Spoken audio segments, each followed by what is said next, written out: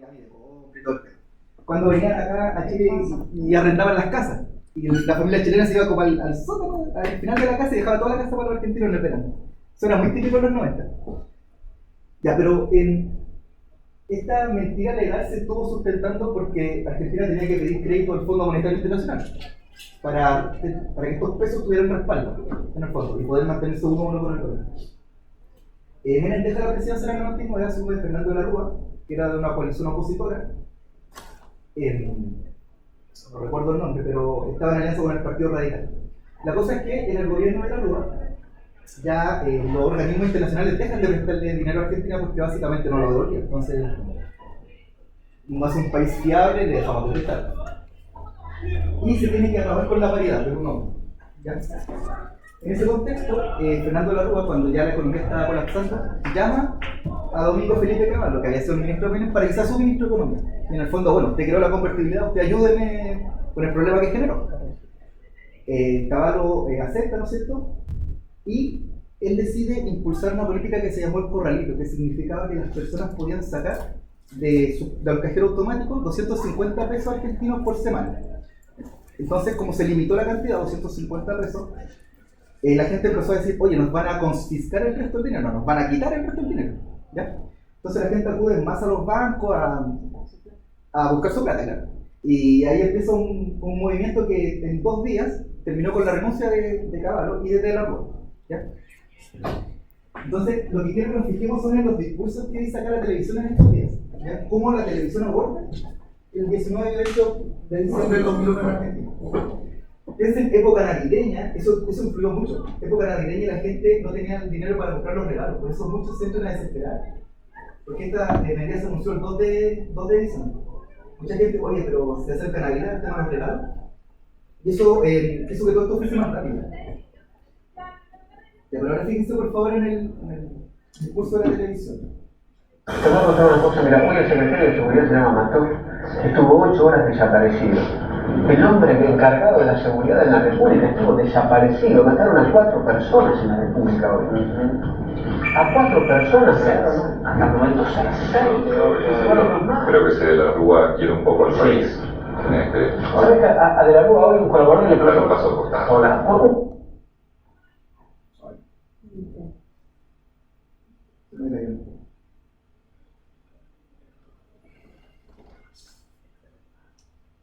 ¿No está conectado a la universidad? ¿No? Yo tengo internet. ¿Yo estoy conectado? Sí.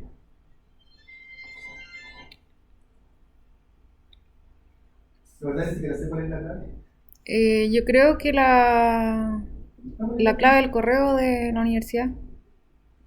¿Sabes que a de la Rúa hoy un colaborador le preguntó? Paso por tanto. Hola.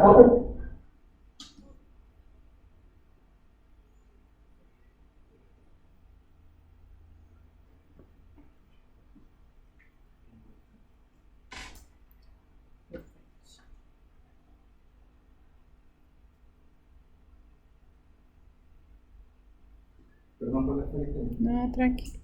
Pero debería aprovechar y pedir la clave en general, como para tener un backup. Vamos a ver imágenes de un programa que se emitía por Canal 2 a la medianoche, conducido por gente muy popular del medio televisivo. Y van a ver ustedes qué interesante, el momento que se anuncia la renuncia de Cavallo, cuáles son las reacciones de estos conductores. Te voy a contar una cosa, mira, hoy el secretario de Seguridad se llama Mató, estuvo 8 horas desaparecido. El hombre encargado de la seguridad en la República estuvo desaparecido. Mataron a 4 personas en la República hoy. A 4 personas, hasta el momento 6. Creo que de la Rúa quiere un poco al país. ¿Sabes que a de la Rúa hoy un colaborador le preguntó? Paso por tanto. Hola. Un colaborador le preguntó a de la Rúa hoy en la tarde. Presidente, ¿usted va a viajar mañana a Uruguay? Porque tiene el viaje a Uruguay. ¿Recuerda que tiene que viajar a Uruguay mañana y pasado por hoy y mañana? Bueno, si se complica no voy. Señores, perdón. Está en estos momentos renunciando Domingo Cavallo. Muy bien. Pero supongo que irá preso directamente, ¿no? Excelente. Señores, acaba de renunciar, me está llevando en este momento.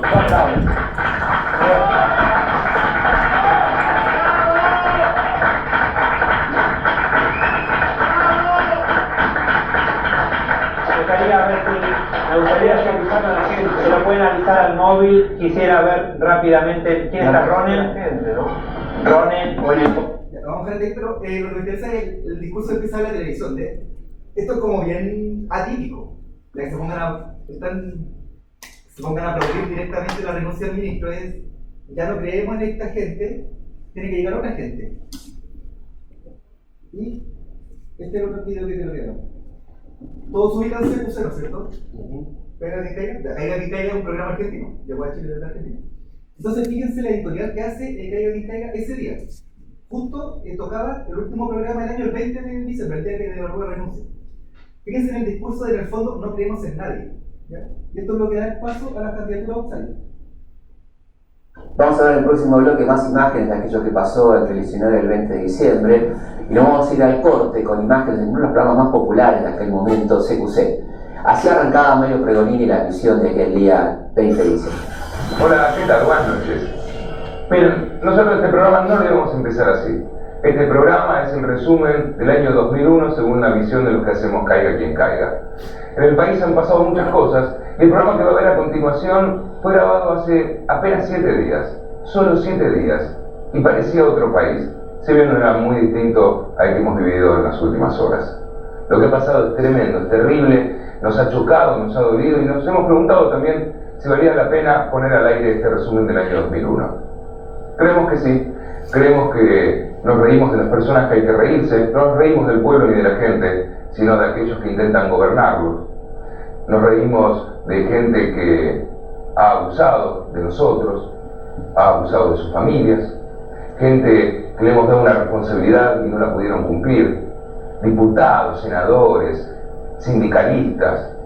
Parece que nadie nos representa. Me imagino que usted se sentirá igual que como nos sentimos nosotros ahora. Y dijimos, bueno, aclaremos un poquitito por qué vamos a poner este resumen del año 2001. Creemos que van a ver un país caótico, pero se van a poder reír de él. Creemos que van a sentir lo mismo que sintieron los noteros de Caiga quien caiga cuando hicieron las notas y nos miraban a los ojos a todos estos tipos.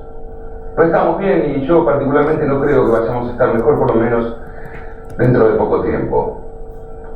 Descreo como ustedes cada vez más de los políticos, de la gente que intenta gobernarnos o aquellos que quieren puestos de poder. Pero queríamos estar bien. Queríamos estar. No entiendo muy bien de qué se ríen algunos gobernadores ahora, no entiendo muy bien de qué callan otros, creo que no entiendo nada. Pero queríamos estar y mostrarle lo que habíamos hecho en el teatro hace solo una semana. Lo único que va a tener que entender es que cuando decimos ministro tiene que leer ex-ministro, cuando decimos presidente tiene que entender que es expresidente.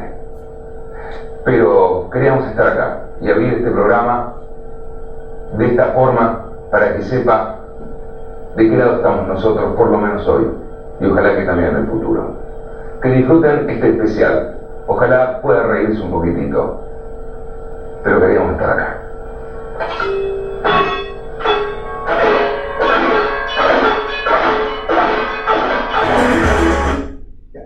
Entonces, este programa que es lo que muestra, esta editorial, este inició el programa, en el fondo este discurso de ya no creemos en nadie, ¿sí? No creemos ni en los peronistas ni en los radicales, no creemos en nadie simplemente.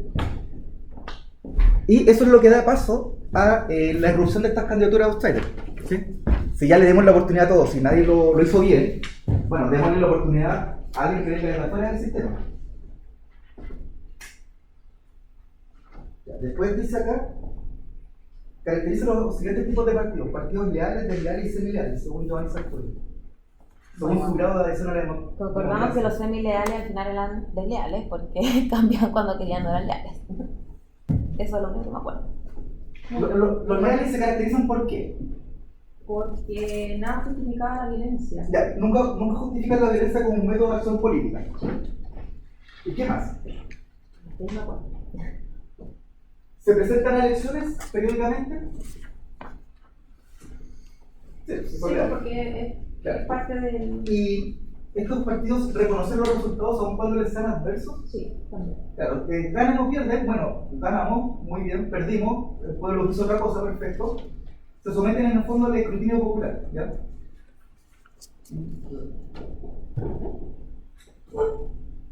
no validan la violencia como método de acción política y hacen alianzas solo con partidos leales, ¿ya?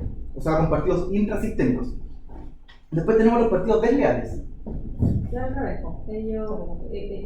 hay situaciones en donde puedes justificar la violencia. ¿Ya? ¿Estos partidos son parte del sistema? Hay algunos que sí, otros que no, ¿ya? Claro, depende de las circunstancias. Pero hay muchos de los partidos que están dentro del sistema que en realidad ven a la democracia como un medio, no como un fin. O sea, yo me presento a las elecciones y cuando logre ganar, voy a después aplicar mi visión de mundo, ¿no es cierto? Aunque eso implique pasar a llevar a otros sectores políticos, ¿ya? No es un fin para ellos la democracia en sí.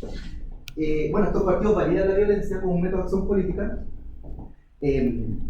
Vimos dos casos la sesión pasada. Hablamos del Partido Socialista en la época, y hablamos de la declaración del año 67, que se la voy a poner en el certamen para que la analicen.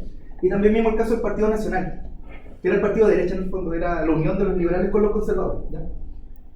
Y este Partido Nacional, ¿qué hizo? Empieza a reunirse con sectores de las Fuerzas Armadas para que estos sectores de las Fuerzas Armadas en el fondo derrocasen al gobierno de la época, ¿ya?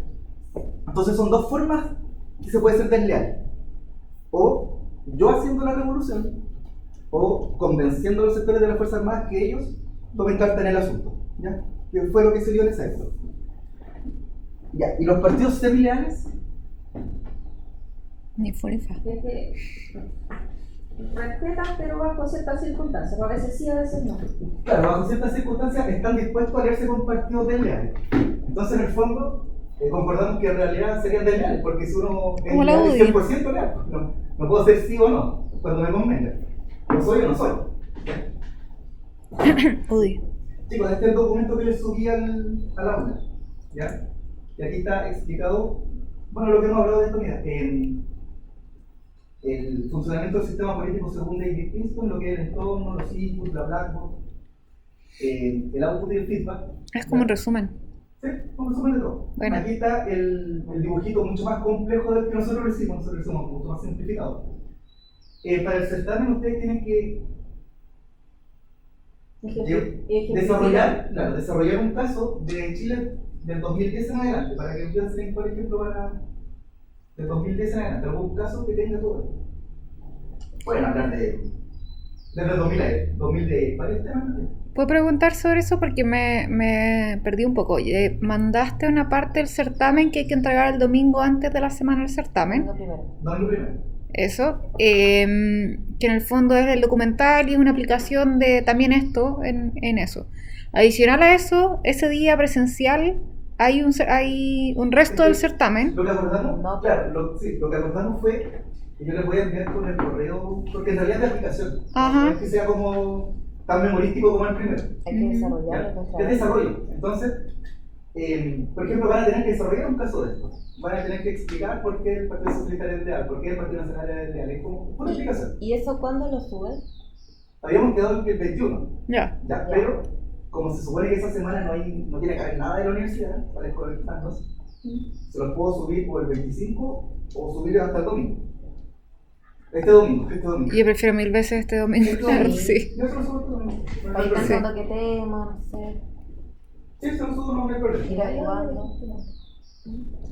Y en el fondo el certamen sería eso, esas dos cosas. Sí. Ya, ok. Sí, eso es exactamente. Ya. Ya, y aquí también está lo que vimos el otro día, el sistema de partidos, el partidos programáticos, ideológicos y la clasificación. ¿Ya? Aquí está todo lo que hemos dicho.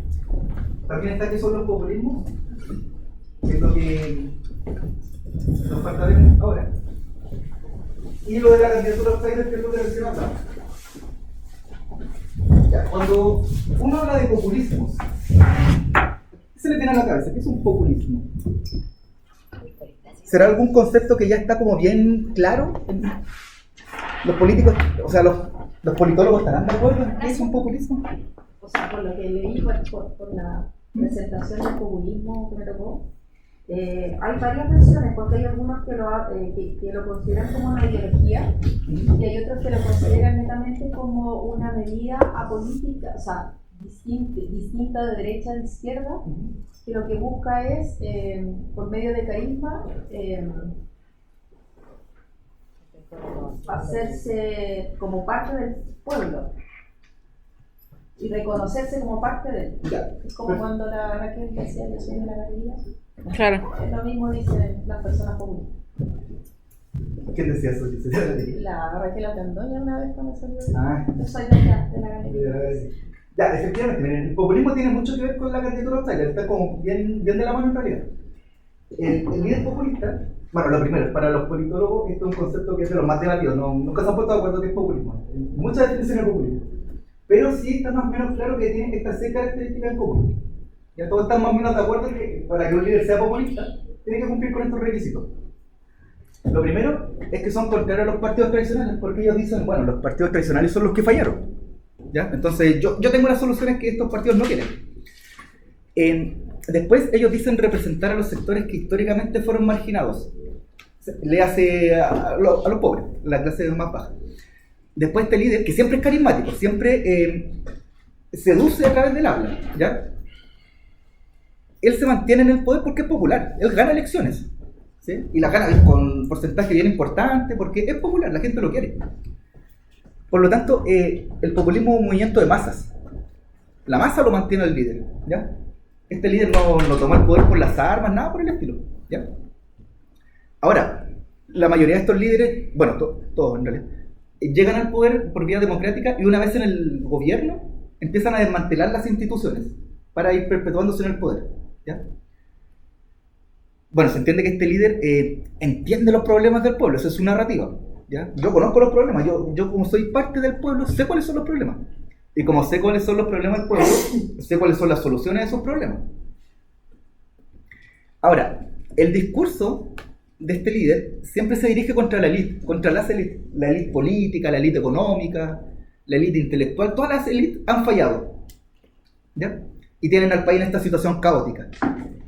Tienen la economía por el suelo, tienen a la gente desmoralizada, porque toda la élite ha fallado desde su respectivo ámbito de competencia. Como dice ahí, claro, los acusa de ser los causantes de los males del pueblo, a las distintas élites. Y este líder, él siempre se reconoce como alguien que viene de abajo. Ya, yo vengo de los sectores populares, vengo de la clase media. La mayoría de las veces, por no decir todas, no lo es, o sea, es clase media alta o derechamente alta. Pero él se reconoce como de la clase media o de la clase baja. Y muchos de estos líderes apelan a que ellos en realidad no querían el poder, no lo buscaron, sino que el poder los buscó a ellos. El destino tenía escrito que él iba a ser el líder que iba a salvar a la nación. ¿Ya? ¿Algunos ejemplos que se le ocurran? Que podamos decir, miren, este líder como que cumple con estas características. Chávez. ¿Ya? Que tiene mucho que ver con el documental que van a ver. Porque Chávez llega como la solución a lo que los políticos venezolanos no habían hecho en el 90. O sea, en el 80 y el 90.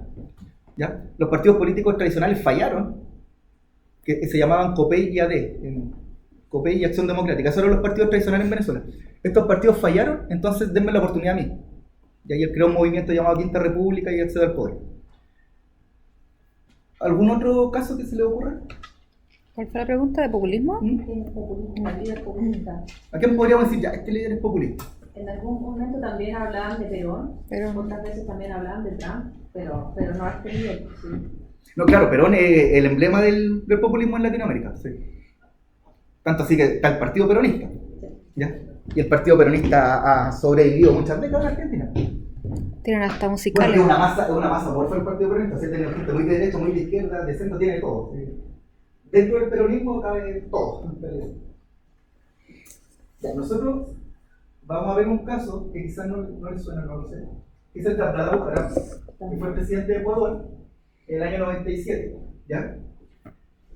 Abdalá Bucaram fue declarado mentalmente incapacitado para ejercer el cargo por la Cámara de Diputados y el Senado y fue destituido. Él mismo se decía a sí mismo el lobo. ¿Ya? Él se decía a sí mismo el lobo. Y aquí lo que vamos a ver es el cierre de su campaña de segunda vuelta en el año 96, cuando después de 3 intentos ganó la presidencia. ¿Ya?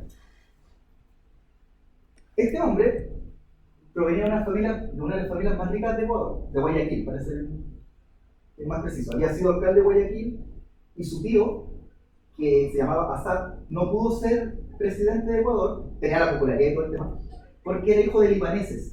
Entonces se hizo una ley expresa que decía todo candidato presidencial tiene que ser hijo de ecuatorianos. En el fondo esa ley era para impedir que Assad postulara a la presidencia. Entonces Assad, hace que su sobrina, la hermana de Abdalá, que va a ser el presidente, se case con Jaime Roldós, y entonces Jaime Roldós va a ser el representante de Assad y gana la presidencia en los años 80, finales de los 80. Pero en el fondo el que mandaba era Assad. ¿Ya? Jaime Roldós un día se dirige a la parada militar de Ecuador el 24 de mayo, que es el Día Nacional de Ecuador. Se dirige a la parada militar en un helicóptero con la primera dama, la hermana Abdalá, y el helicóptero se cae, misteriosamente, y mueren ambos. ¿Ya? Muere la pareja presidencial. Entonces Abdalá va a tomar ese nombre, el de su cuñado Jaime Roldós, el presidente que murió en el ejercicio del cargo, y crea el partido roldosista. ¿Ya? En el fondo lo que hace es seguir el legado de Jaime Roldós, que no pudo terminar su mandato porque murió. Postula la presidencia 3 veces, primera y segunda vez la pierde, la tercera la gana, y su gran rival era un señor que se llamaba León Febres Cordero, ¿ya? Que fue presidente de Ecuador del 84 al 88. Acá en la tercera oportunidad, Abdalá se enfrenta contra Jaime Nebot, que era el ahijado político de Febres Cordero. ¿Ya? Entonces él le gana al ahijado político de su máximo rival. ¿Ya? Quiero que se fijen acá en la distinción que hace entre pueblo y poderosos. Él habla de los pelucones son los ricos. ¿Ya? Les digo de inmediato que el tipo es muy histriónico, van a escuchar harto grito, ¿ya? Es bien histriónico para expresarse. Ahora se escucha más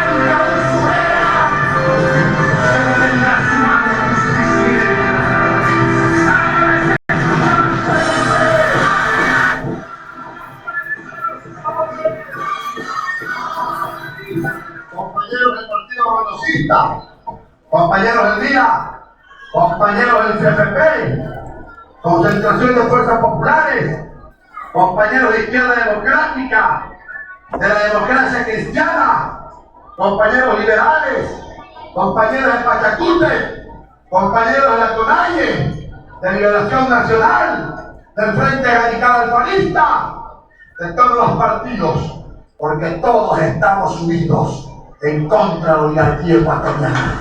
Compañeros y compañeras. Recuerden, siempre el discurso es contra la oligarquía, la élite, ¿no es cierto? Que es a lo que apela Abdalá. ¡No les dije aquí que la oligarquía mentía! Durante 4 años me leía los periódicos yo y decían negó 48% primero, segundo Freddy Heller con el 12%, tercero Pasto del 9%, cuarto Balas con el 7%, quinto Novoa con el 6%. Y yo decía, ¿y el loquito dónde está? ¿Y mi loquito? 4 años de fraude para que el 19 de mayo el pueblo ecuatoriano, con talento y sabiduría, ubicó a los 4 años de mentira en el cesto de basura. Y en la misma noche, mientras daban los resultados, las oligarquías temblaban, y mientras Abdalá lloraba de alegría con sus hijos en la casa y salía en televisión a decirle gracias al pueblo y a hacerle desear ese resultado, a decir que agradecía a Esmeralda por esa paliza que dimos, mientras yo decía eso en Ecualiza, mientras yo decía eso en Ecualiza, el que mató a Gonzalo Benavides, el que mató a Merlin Arce, el que mató a Roberto Arista, a Carlos Cabezas, a Nain Isaías, el que me puso drogas, el que mató a Arturo Jarrín, a Juan Carlos Acosta, el que creó a Camargo y mataron 82 niñas, El cobarde Félix Cordero, en el otro canal, se quitaba la máscara con su hijo de voz y le decían al Ecuador: todos los que no votaron por nosotros son unas prostitutas, marihuaneros y rateros. Yo quiero decirle esta noche al señor Félix Cordero, yo quiero decirle que la mujer de la patria es una madre sacrificada que ha luchado por darte el pan de cada día. Que el hombre de mi patria es un hombre lindo que iba a la frontera a defender la verdad territorial. Que no merecemos ese trato. Que un político varón tiene que aprender a ganar y a perder en las urnas. Y quiero decirte a Félix Cordero que sí, que yo acepto que en el Ecuador es verdad, hay una marihuanera, hay una prostituta y una ratera. Pero que esa marihuanera, esa ratera y esa prostituta son las oligarquías ecuatorianas por naturaleza. Hasta aquí, ¿qué es el general discurso? ¿Qué pueden destacar del discurso? ¿Qué cosa? Dígame. ¿Odio? Sí, Sí, puede ser ¿no odio es a cierto? la élite, sí. Sí, a la oligarquía la llaman, ¿sí? Bueno, ahora en esta parte se va a empezar a burlar de la oligarquía, de los temerosos que están, porque le toca a él la segunda vuelta contra Nebot, que es el estado político de su rival de Venezuela. Andan asustados en los clubes de Guayaquil, en el tenisclub, en el club, todos los días el mismo comentario. Se reúnen un poco pelucones a conversar. Y entre ellos dicen: Dios mío, nos tocó con Atalá. Con Atalá. Y no que yo estaba último.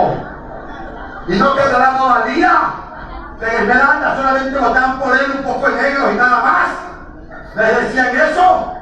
Yo le pregunto a la oligarquía ahora: ¿estamos solo el niñito de Nebot? Y el niñito Atalá. Y yo le pregunto a la oligarquía: ¿y ahora? ¿Y ahora? ¿Y ahora?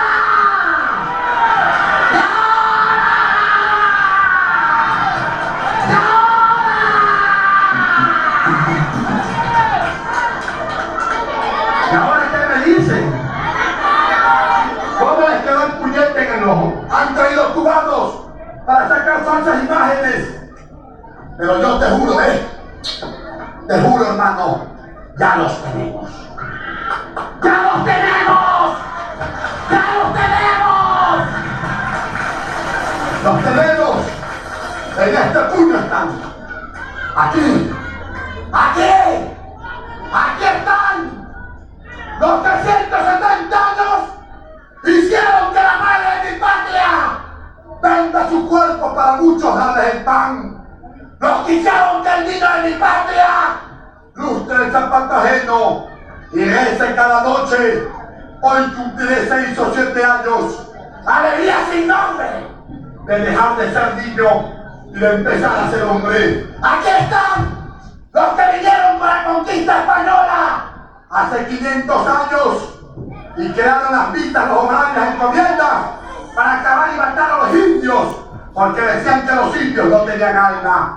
Y hoy han creado leyes injustas porque creen que el negro, el cholo, el indio, el pobre no tiene alma. Esos, los que te han hecho masticar el hambre, los que te han hecho vestir la desnudez, aquí están.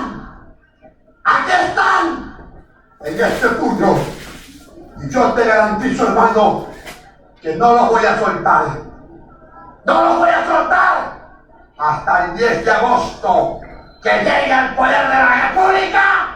Y ahí lo soltaré para decirte que cuando yo sea presidente, la derecha ecuatoriana será la esperma derretida en la gran llama de la pasión democrática de los pobres de mi patria.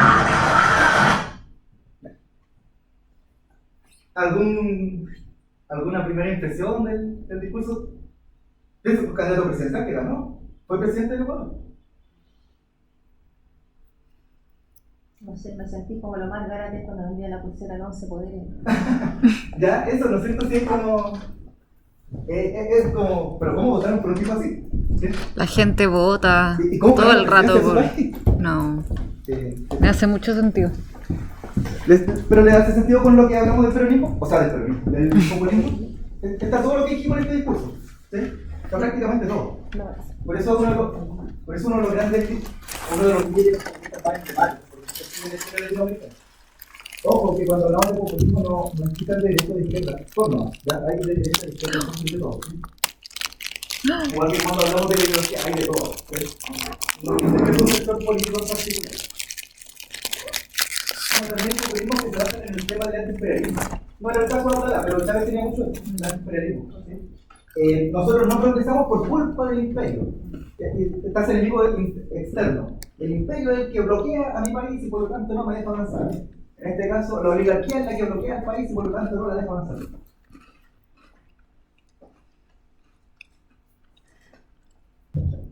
Los migrantes. Ahora, estamos justo en lo que me dijeron. Teníamos que ver otro video. Dale nomás. Veamos. ¿Sí? Ya. ¿Es de 20 minutos? Sí. Hagamos un break. Listo. Hagamos un break. Se caliente. Hagamos un pequeño break y vemos el video y lo comentamos y ahí ya... Me estoy hueveando. Vamos a prepararlo a que nos revisen la presentación de la cámara. ¿Estuvo buena la de ayer o no? Es importante. Dentro de la de lo que pasaron, la parte 4. ¿Cómo se hace la parte 3 y la parte 4? Lo que pasa es que la semana pasada era todo lo de la entrega 3 y ayer era la... ¿Y la grabaron entera? Eso sí. Bacán.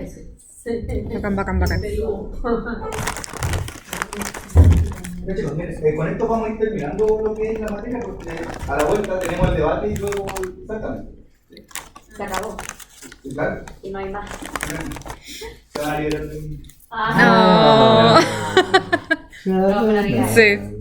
Ya miren, este video, bueno, el título es como bien decidor. ¿Por qué Latinoamérica nunca escapa de la pobreza? Las 5 fases del mal latino. Vamos a ver que el video tiene mucho que ver con el tema del populismo de lo que hemos estado hablando. Y vuelvo a ser bien matero, esto no lo asocia a izquierda o derecha, hay de todo. Bueno, lo interesante es que lo hace en un canal español, entonces una visión desde afuera. Este vídeo ha sido posible gracias a Microwd. Con su apoyo, Microwd nos está permitiendo preparar en Visual Economic una serie de vídeos sobre América Latina. Y por si no los conocéis, Microwd es una empresa que da microcréditos sin aval a comunidades muy pobres de países como Nicaragua, Perú o México. Una iniciativa como el resto del mundo ha crecido mucho en las últimas décadas. Sin embargo, como podéis ver en pantalla, a diferencia de lo ocurrido en otros lugares del mundo, cada vez que la región mete la quinta marcha ocurre algo que de repente les hace pisar el freno. Fijaos por ejemplo en lo diferente que ha sido su evolución respecto a China. Y todo ello por no hablar de la persistencia de la pobreza, las frecuentes revoluciones, las malas cuentas públicas o la desigualdad. Incluso algunos países todavía tienen severos problemas de nutrición en el siglo XXI. De locos. Por supuesto, todo esto ha hecho que los principales países de la región, que una vez fueron incluso más ricos que países como Polonia o Corea del Sur, se hayan quedado muy pero que muy atrás. Y todo esto, pues, tiene mucho que ver con una especie de enfermedad, una enfermedad política y económica. Estamos hablando justamente del producto más típico de toda Latinoamérica, el populismo. Oh, y esos grandes mesías que prometen llevar a cabo una revolución que lo arreglará todo.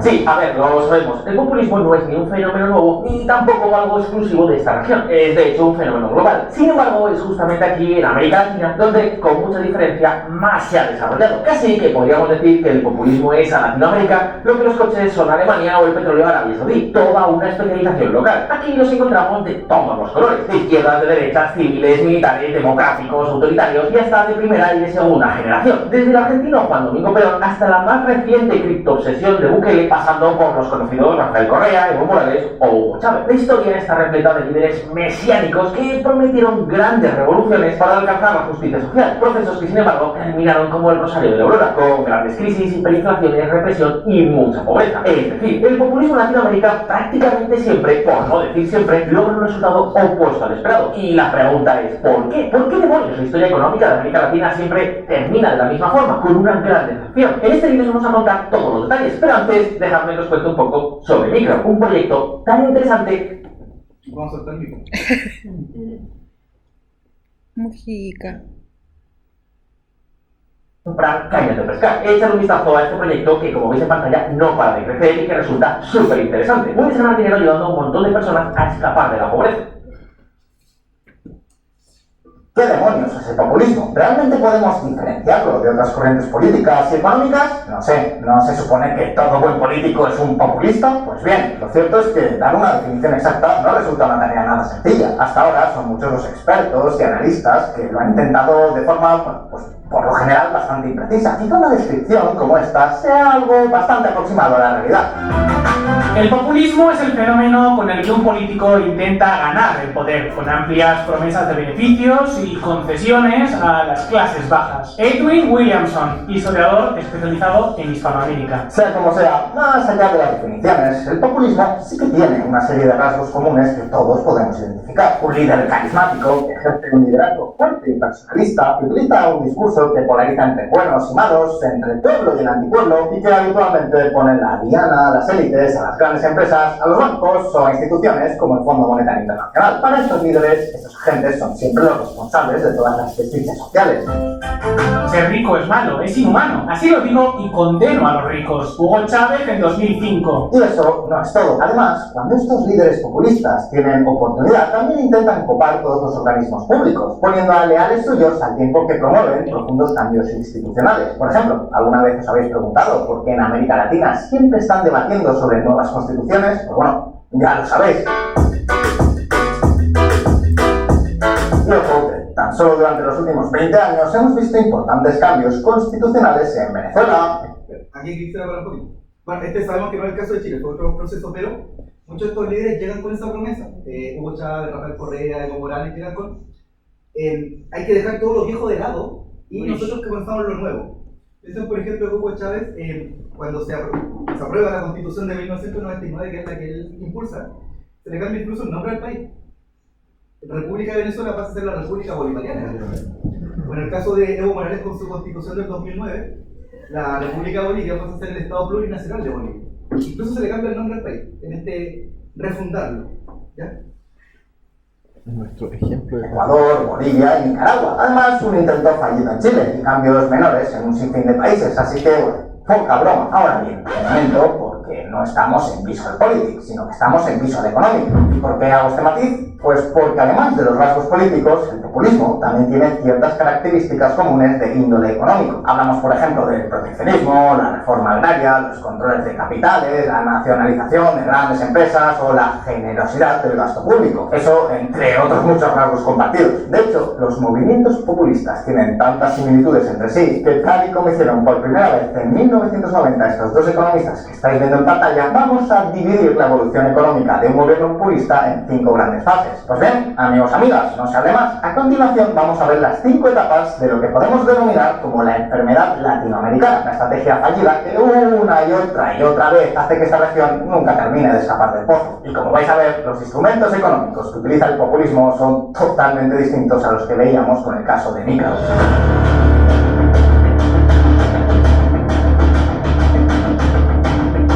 Pues bien, la primera fase se produce justo antes de que el líder populista se haga con el poder. Es el inicio de todo el proceso. El contexto siempre suele ser muy similar. La población está insatisfecha, la economía no va bien, los precios crecen, los servicios públicos son de mala calidad, la corrupción está súper extendida y la sensación general es que el ascenso social simplemente está completamente estropeado. Así que digamos que la frustración social no para de crecer y la mayoría de las personas entonces quieren un cambio brusco. Y sabéis que este sentimiento es aprovechado por el populismo para señalar unos culpables muy concretos, esas élites o grandes empresas de las que hablábamos antes, y así prometer soluciones fáciles.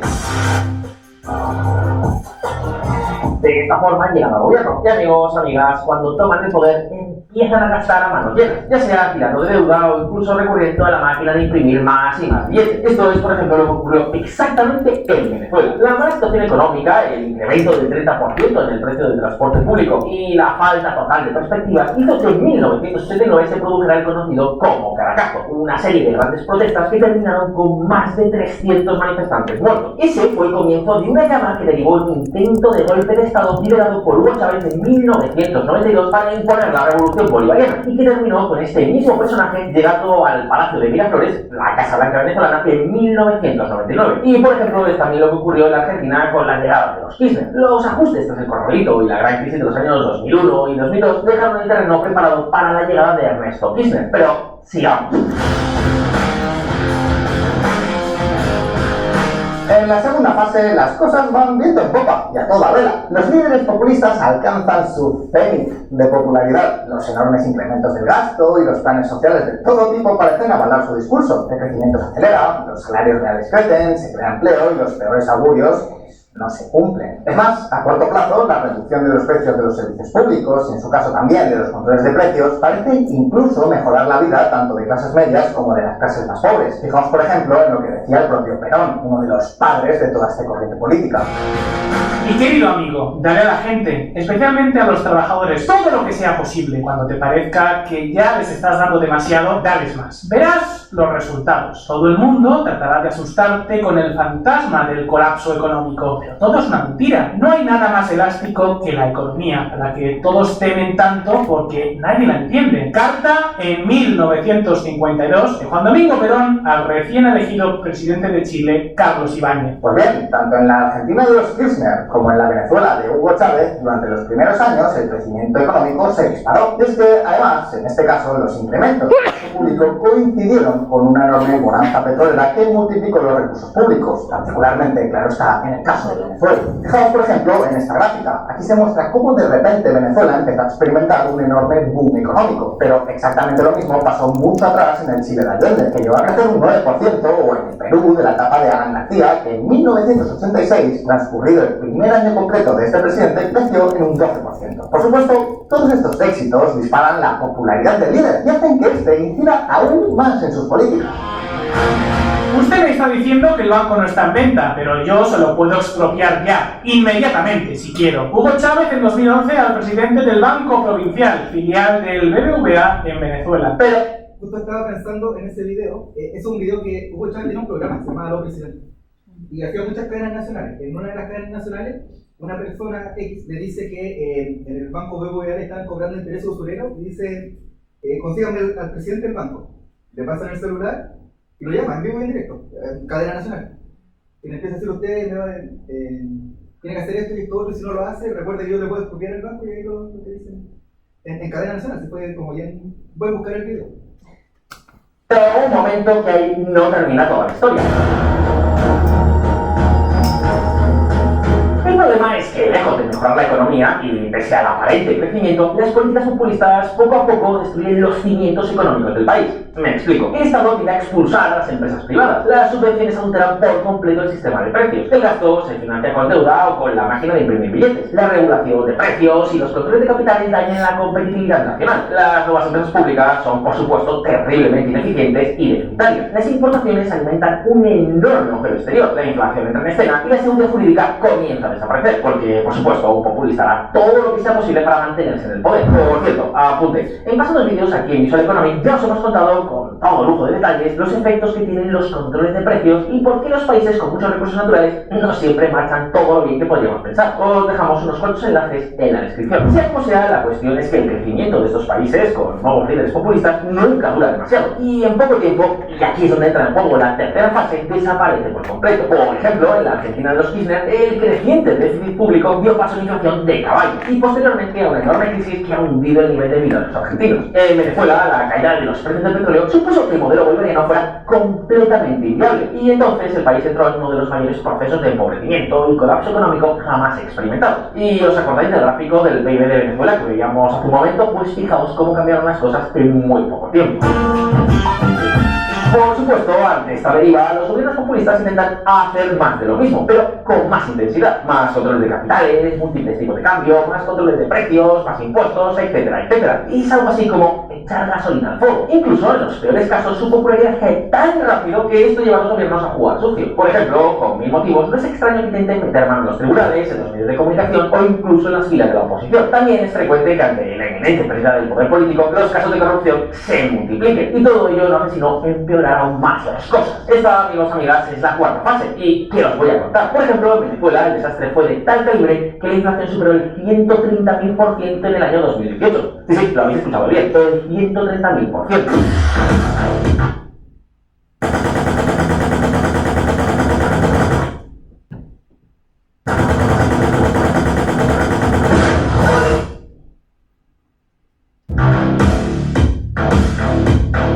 Pero mucho ojo, porque la Argentina de los Kirchner y la Venezuela de Chávez y Maduro no han sido para nada una excepción. Prácticamente todos los ciclos populistas de América Latina pues terminaron igual. Fijaos por ejemplo en el Perú, de la primera etapa de Alan García. Si hemos dicho que en 1986 creció un 12%, pues apenas 2 años más tarde, en 1988, el país ya estaba en recesión. Y eso no fue lo peor. El déficit público superó el 10% del PIB en el año 87, el 88 y el 89. Un enorme boquete presupuestario que terminó provocando una hiperinflación, tan típica de la región, por cierto, del 7000% en 1990 y un empobrecimiento masivo. Y así llegamos más tarde o temprano a la quinta fase. En la quinta fase las cosas están tan mal que prácticamente toca hacer borrón y cuenta nueva, lo que evidentemente le suele...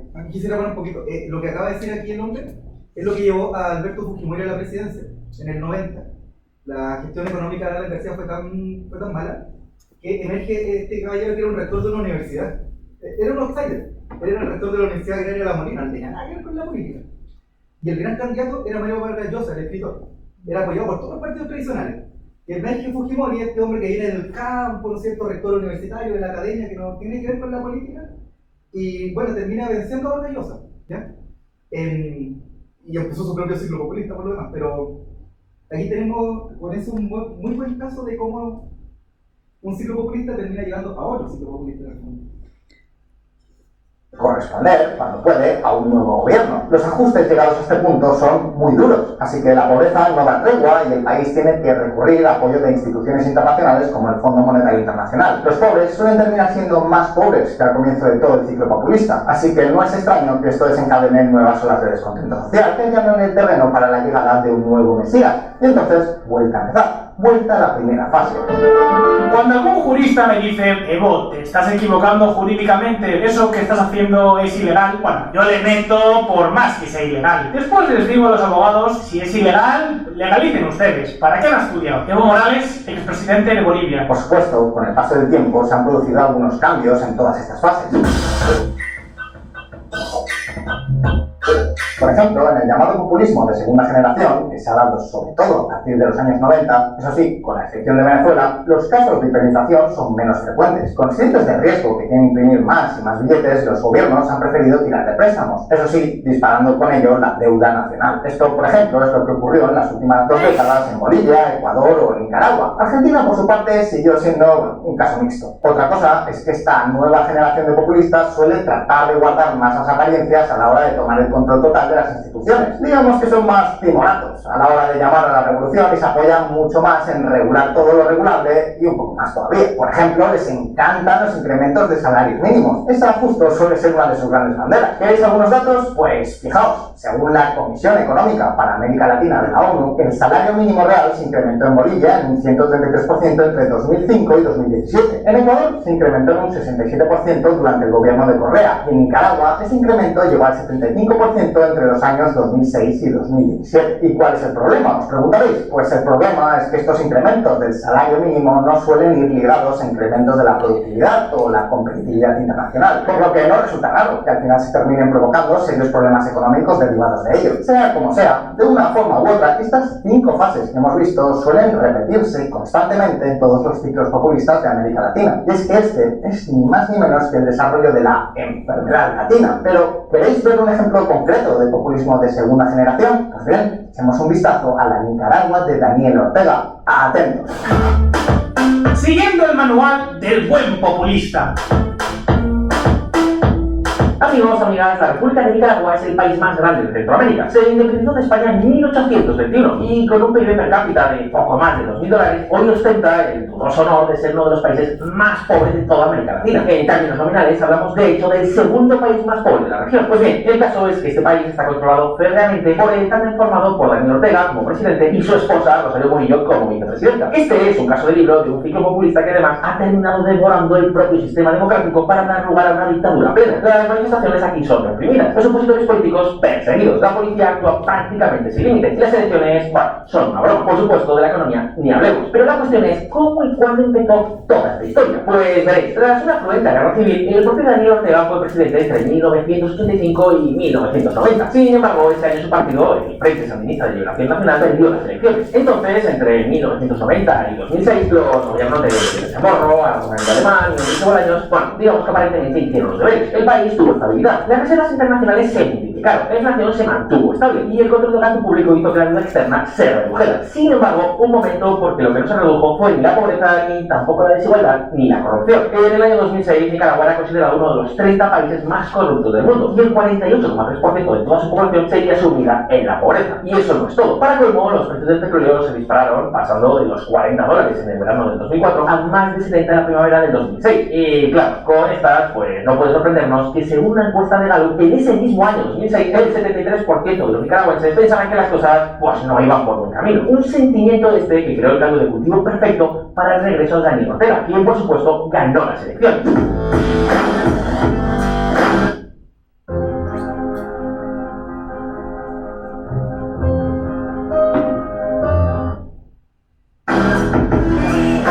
Ortega fue muy comedido y mantuvo un discurso enfocado a la paz, el amor y la reconciliación política. El populismo de segunda generación que comentábamos antes, no había espantar a nadie. Por supuesto, subyacían las mismas ideas de siempre, las llamadas a la justicia social, a terminar con el neoliberalismo, la necesidad de proteger al pueblo frente a los malvados y todo lo demás. Y la verdad, algunos no tenían la menor duda. Fijaos. La grandiosa victoria sandinista llena de alegría a nuestro pueblo y a la vez llena de oprobio al gobierno terrorista y genocida de Estados Unidos. Fidel Castro, dictador de Cuba, 7 de noviembre del 2006. Pues bien, el caso es que una vez que se hizo con el poder, el gobierno de Ortega hizo dos cosas. Por un lado, alimentó el gasto público con grandes planes sociales como el programa Hambre Cero, que contribuyeron a elevar aún más la popularidad del gobierno. Los que tenían hambre querían recibir los beneficios del programa Hambre Cero. Los que estaban enfermos querían recibir la asistencia médica gratuita declarada por el gobierno de Ortega en el 2007. Y los que no tenían un techo para protegerse querían recibir las tejas de zinc del programa Plan Techo. Andrés Pérez Valdovano, politólogo. Estos planes fueron en gran medida financiados por los petrodólares de Venezuela. De hecho, los préstamos en condiciones más que ventajosas de Venezuela al gobierno de Daniel Ortega superaron, agarrados a la silla, los $7.200 millones, más de la mitad del PIB del país. Así que, por supuesto, Nicaragua, con todo este dinero, pues todo empezó a girar en torno al gobierno. Además, la otra cosa que hizo Ortega fue empezar a purgar de las instituciones a todos los no sandinistas y reformar un poco la propia constitución. Y como la economía estaba repuntando gracias a los planes de estímulo económico, pues este proceso fue más sencillo. La primera y la segunda fase que veíamos antes. Tampoco es que en este caso las cosas mejoraran mucho, pero en los siguientes 3 años la pobreza se redujo en casi 6 puntos. Y por supuesto eso hizo que muchos políticos y muchos medios de comunicación pues pintaran a Ortega como un ejemplo de estabilidad. Sin embargo, lo que no hizo el gobierno de Nicaragua pues fueron cosas como mejorar la competitividad nacional, alentar la inversión extranjera, impulsar la modernización productiva o garantizar la seguridad jurídica. Esas cosas pues eran lo de menos. Y la pregunta es, ¿sabéis qué fue lo que ocurrió? Pues que cuando en 2017 el dinero venezolano desapareció, la economía comenzó a venirse abajo. La fase 3 de la que hablábamos antes. ¿Queréis una prueba? Pues, fijaos. Amigos, amigas, en los siguientes 3 años más de 100.000 nicaragüenses se lanzaron un enorme éxodo hacia los Estados Unidos. Y la pregunta es, ¿y qué ocurrió cuando las cosas empezaron a torcerse? Pues en este caso, cuando empezó a desplomarse la popularidad del presidente, Ortega de un plumazo fulminó la ya exigua democracia. En 2018 la represión se convirtió en el nuevo estándar político del país. Así que, ya lo veis, otro ejemplo del libro de cómo el mal latino se ha tragado a otro país más en la región. Pero ya está aquí turno para ti. ¿Crees que...? Me tiene pateada. Chicos, entonces, bueno, este video como explicando todo lo que hemos dicho. Recuerden, por favor, echar un ojito a esta hoja que les dejé en el aula, en la unidad número 3, ¿ya? Aquí está explicado todo lo que hemos hablado, las cosas principales, ¿sí? Lo otro que acordamos al inicio de la clase fue... Lo otro que acordamos al inicio de la clase fue que yo les voy a enviar la prueba por formato digital el domingo. Digamos que este domingo, para no mandársela la otra semana, para no interrumpir la semana de vacaciones. Van a tener bastante tiempo, entonces les pido que organicen en su tiempo, ¿sí? No estén a última hora para que lo hagan bien. La prueba es solo de aplicación, no es de contenido memorístico, para algo se la estoy enviando antes, ¿ya? Y lo que sí habíamos quedado es que el 5 de octubre, que es el día que está fijado la prueba, ustedes van a tener que venir en el fondo a escribir las respuestas, pero ya las van a tener. ¿Sí? ¿Alguna duda, alguna pregunta? ¿O para que podamos cerrar? Yo tengo un comentario. Creo que el video es complejo. Bueno, sí, perdón. Por varias cosas, pero creo que confunde un par de cosas. Y creo que es relevante solamente desde el punto de vista del curso, que justamente es un ejemplo como extraño de cómo eso no es la definición de populismo. ¿Cachai? Como... Bueno, el video tiene una tesis que tiene que ver por la pobreza en Latinoamérica, que eso es una cosa que es discutible. Sobre eso, en el fondo, justifica toda la pobreza de Latinoamérica en torno a los populismos, y los populismos son todos de izquierda, y tienen un circuito como económico muy claro, que no es necesariamente la forma en que se manifiesta los populismos per se. Entonces, si estamos en el contexto como de definición de populismos, igual hay que tener ojo que no todos los populismos, ellos son súper estructurados en definir cómo se producen los populismos, pero los populismos per se no necesariamente son de ese tipo. ¿Cachai? Como no siguen necesariamente ese ciclo económico. Entonces, igual para que no se genere esa confusión de como que los populismos tienen porque evidentemente hay populismos de otro tipo, autoritarios, que tienen otras manifestaciones y que no necesariamente siguen esa... El caso Bukele es otro tipo de populismo autoritarismo, podríamos. Y respondo a otras dinámicas. Efectivamente, como dice Camila, no es que todos sean así, ¿ya? Hay un patrón, pero no es el 100% en ningún caso. Claro, y en el fondo, ¿qué es el core de cómo definimos los populismos? Tienen que ver con lógicas carismáticas y un montón de factores, ¿cierto? No necesariamente con la política específica económica que como rige ciertas formas, manifestaciones de populismo. Y entendí que el populismo que estaba en el video era súper específico a un populismo y economía, era una mezcla de pero por lo mismo. Independientemente que el populismo tiene distintos ingredientes y tiene distintas aristas, como tú lo decías, pero este era de economía y salía Fujimori, que no es de izquierda. No, pero por eso, mi punto es que ese como circuito económico de la manifestación del populismo no siempre es esa, ¿cachai? Entonces, como el core de cómo defines, y bajo la misma lógica, que en el fondo como inversión social no necesariamente también es una forma de populismo, ¿cachai? Entonces, como hay que tener claro qué es lo que define un populismo per se, para poder entender que hay distintas manifestaciones de populismo en distintas como vertientes económicas, y que claro, no toda la inversión estatal en el fondo es un derrotero de populismo que nos va a llevar a todos a la pobreza histórica de Latinoamérica, que también es otra tesis, que tiene otras argumentaciones que también hay que evaluar si es que caben dentro de ese video, que toda la pobreza de Latinoamérica es producto del populismo benefactor. En ese sentido, y en la línea que viene, quédense con esto, porque esta es la parte política del tema, ¿sí? Que un líder populista tiene que tener esto, porque el video efectivamente apega a lo económico, pero en la parte política, que es lo que más nos compete, estas son las características que tiene todo líder populista, izquierda, derecha, centro, de lo que sea, ¿sí? Todos por igual comparten en mayor o menor medida estos atributos, estas características, ¿ya? También quédense con esa definición, por eso se las dejé, que es la de Norberto Bobbio, que es uno de los politólogos más connotados. Dentro de todas las definiciones preferí dejar esta porque es como más, es la que según yo engloba como todo de manera más certero, ¿ya? No sé si alguna otra duda, algún otro comentario. No. Yo quería hacer la intervención como para que no se confundiera el concepto de populismo en particular. No sé si todavía efectivamente no es que todos respondan a la misma, no se queden con esa impresión en ningún caso.